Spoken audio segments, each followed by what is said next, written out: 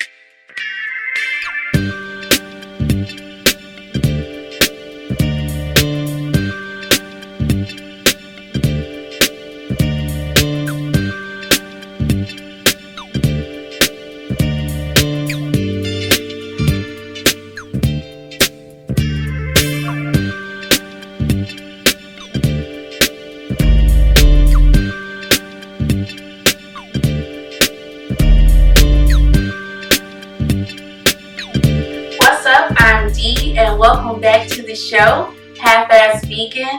Today's recipe is a vegetable tangine. This is an awesome recipe, and I use some new cookware called a Tagine. I got from my girl for my birthday last year.